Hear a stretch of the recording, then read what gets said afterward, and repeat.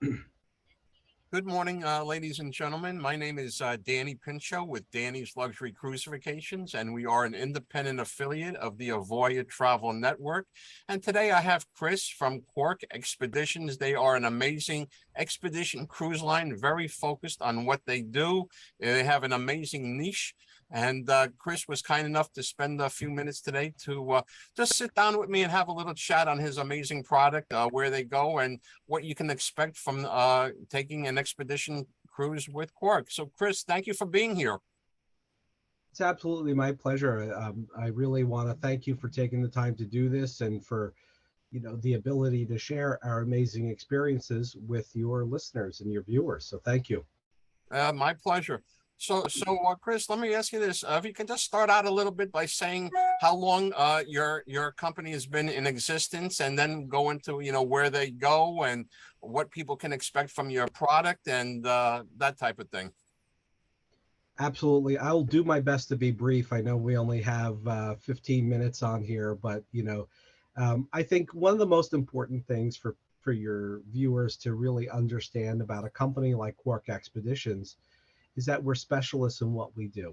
And what we do is travel to the most remote and pristine regions on Earth. We travel exclusively to the polar region. So up top, on the top of the globe is the Arctic, where the polar bears are, and down south at the bottom of the globe is where the penguins are, Antarctica.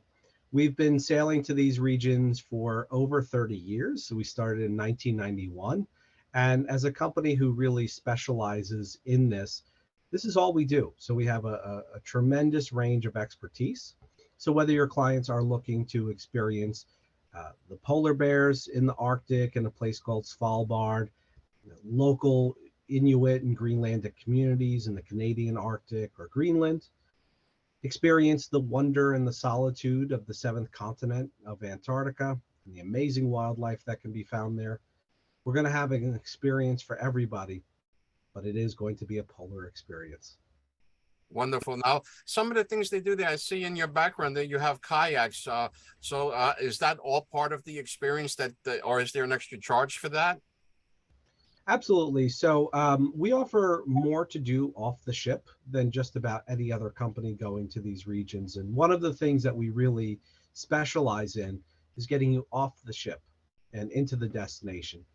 We have small ships under 200 passengers, all of them, and they're really designed to get you up close and personal to the destination. So off the ship, you can do included activities like a zodiac cruise, which actually you can see over my shoulder there, the little black boat, that's a zodiac. And that's essentially, think like on a safari, that's your Jeep that gets you into the destination. But then for those who do want to be more adventurous and really want to come back with a story, it's an optional activity, but we do have kayaking, we have stand-up paddle boarding. You could camp for a night in Antarctica. You can mountain bike in southern Greenland. Your experience can really be customized through our included and optional activities. Yes. Beautiful. Now, as far as the onboard experience, do you have lectures with experts to describe where you're going or where you've been so people have a better understanding of what will be happening? Absolutely. Again, I'll reference our ship sizes. They're under 200 passengers. So these are not ships that are built with casinos or Broadway shows. For us, the highlight is our experts, our team of expedition leaders. They are experts in all of their fields of study, whether it's climatology or biology or history.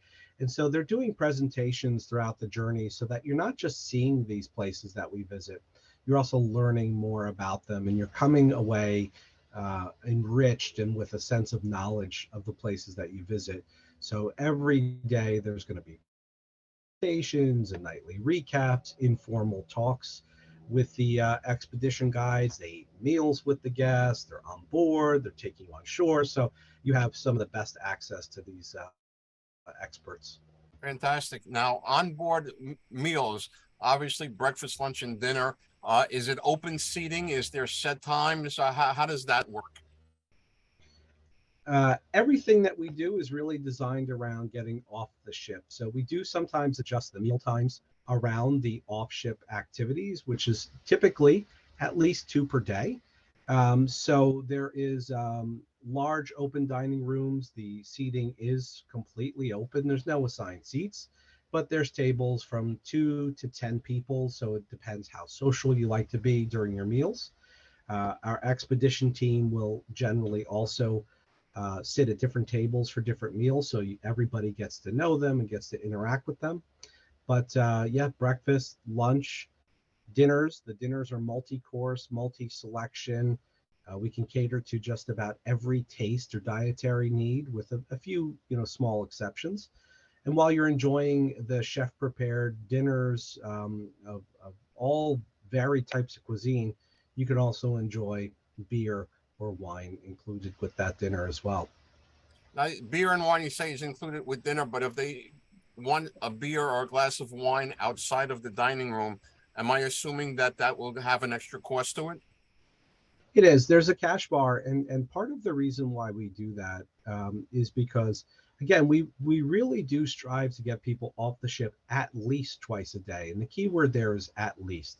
If there's more opportunities, if there's a particularly great wildlife sighting, for instance, we will think nothing of getting everybody off the ship again and lowering the zodiacs. And that's not something that's easily accomplished if people have had a few too many beverages throughout the day. So it's not quite going to be an open bar situation, but it's definitely available, and the prices are extremely reasonable. Yeah, I mean, this is obviously a completely different experience from taking a cruise in the Caribbean, where you're getting away from the cold weather in the winter, to seeing amazing sights and having an expedition, seeing wildlife.